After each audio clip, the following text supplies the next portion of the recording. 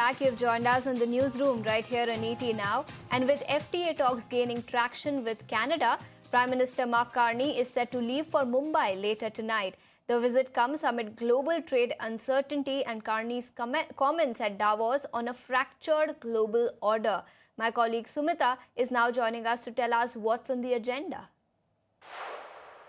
A significant chapter in India and Canada bilateral ties is set to unfold as Canadian Prime Minister Mark Carney is all set to travel to India. In fact, he will be leaving for Ottawa today and thereafter he will be reaching Mumbai. And after reaching Mumbai and after finishing his engagements, he will be leaving for Delhi on 1st March. And 2nd March is when the Canadian Prime Minister is going to have delegation level talks with the Indian Prime Minister Narendra Modi, who is currently on an official visit to Israel.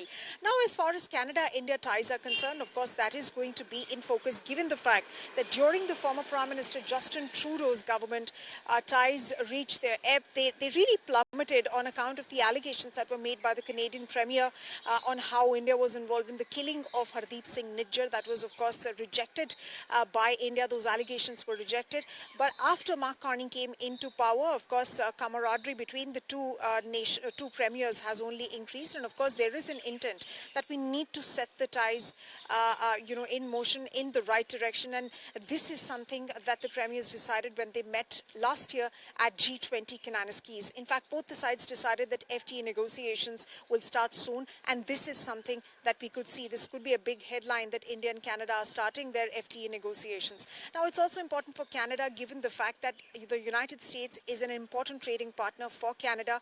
And of course, we've been seeing, uncertainty and volatility on that front. So, of course, India is a trusted geography and Canada is looking forward to, signing agreements, signing MOUs in multiple spaces, including agriculture, including defense, AI, quantum, energy, technology, and of course, there is energy involved as well. So that is one aspect. The other aspect of this is, of course, the fact that Canada is looking at, meeting premiers of Australia as well, Anthony Albanese, and Japanese Premier as well, Sanai Takichi. He will also be hosting, those two leaders will be hosting the Canadian Premier, and of course investment-related talks will happen. Now, as far as India is concerned, well, Canada is the 7th largest trading partner, and of course this FTA could help us cement the ties even further.